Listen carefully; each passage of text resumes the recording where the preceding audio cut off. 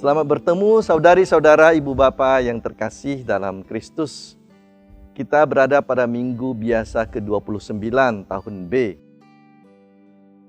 Beberapa minggu lalu saya sudah pernah berbicara tentang kekuasaan. Ketika Petrus ingin berkuasa bersama dengan Yesus setelah mengakui Yesus sebagai Mesias.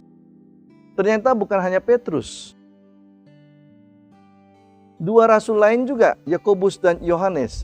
Bacaan Injil hari ini menunjukkan bagaimana mereka berambisi untuk menduduki kursi di kiri dan kanan Yesus.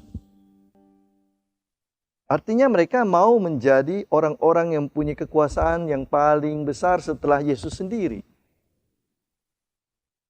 Padahal Yesus sudah sering mengajar tentang bagaimana melayani, mencintai, tetapi orang terdekat dengan Yesus masih tetap berambisi untuk menjadi orang-orang besar.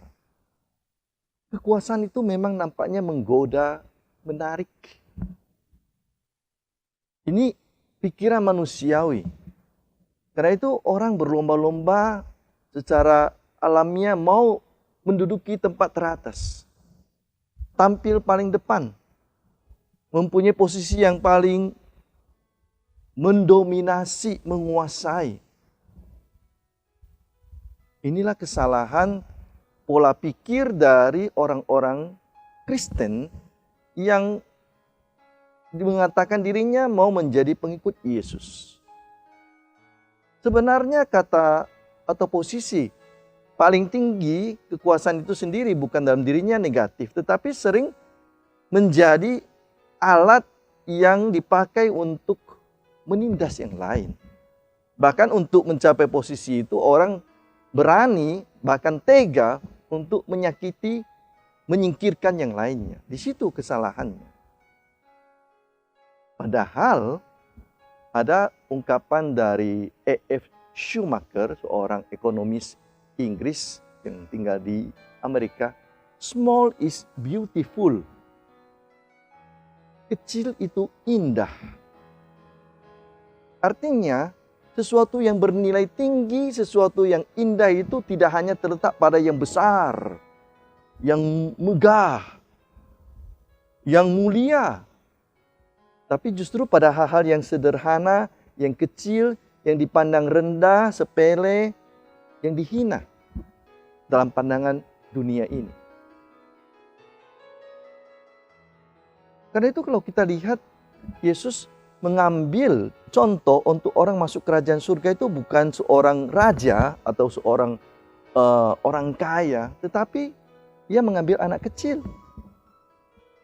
Inilah orang-orang seperti inilah yang memiliki kerajaan surga. Kenapa? Karena yang kecil seperti ini masih mampu tersentuh dengan keindahan secara alamiah. Mampu menghargai hal-hal sederhana. Seperti anak kecil, kalau kita lihat kan mereka baru bertumbuh, apapun membuat mereka terpesona. Wah, wah, wah. Padahal hanya misalnya anak ayam yang berjalan-jalan, burung yang mematuk makanan, sudah membuat anak itu menjadi indah, terpesona. Kenapa kita kehilangan kepekaan terhadap hal yang sederhana, yang indah tersebut? Buat kita berlomba-lomba untuk menjadi orang megalomania. Yang hanya memandang sesuatu itu berarti kalau harus hebat, besar. Inilah kecenderungan dunia sekarang, megalomania. Dan karena itu mempengaruhi banyak orang, termasuk orang muda yang membuat macam-macam konten supaya nampak hebat kan gitu. Konten kontroversial, yang aneh-aneh, settingan, supaya dapat likes banyak, subscribers banyak, viewer banyak, uang banyak. Nah karena itu saudara-saudari, Yesus terus-menerus mengingatkan para muridnya dan orang banyak tentang apa artinya itu sungguh-sungguh menjadi murid Tuhan.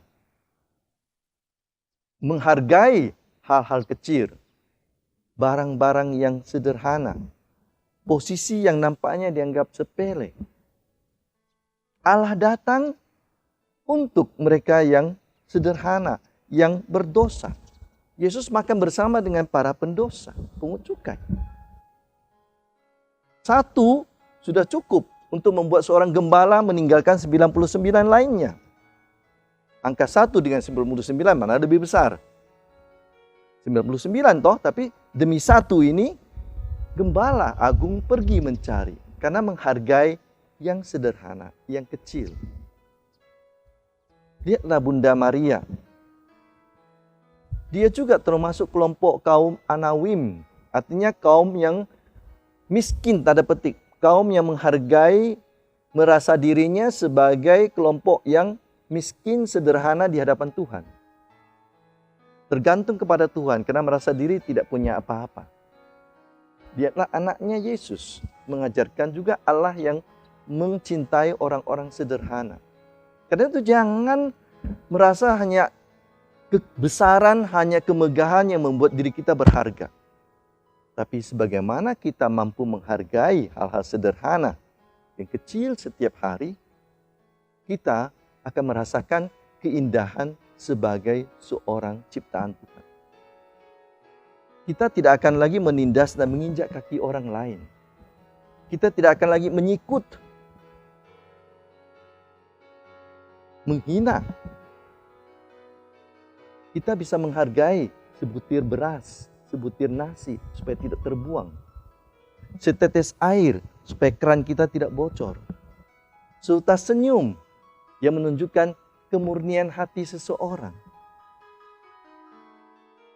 Karena itu saudari-saudara terkasih, Injil hari ini mengingat kita kembali, Tuhan mengajar kita kembali bahwa keindahan, kemuliaan Tuhan, keselamatan dan kebahagiaan hidup kita justru sering muncul dalam hal-hal yang kecil dan sederhana. Bukan kepada dalam hal-hal yang besar, yang megah, yang mulia.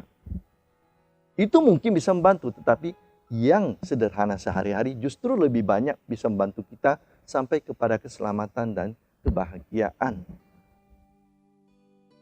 Semoga kita sungguh seperti Santo Fransiskus yang melihat kesederhanaan alam ini menjadi orang-orang yang sederhana, kaum hina dina, saudara Dina, sehingga kita semua tampil sebagai orang-orang yang bersaudara, berdamai, saling menghargai karena semua ciptaan yang sederhana ini adalah sama berharganya dengan kita.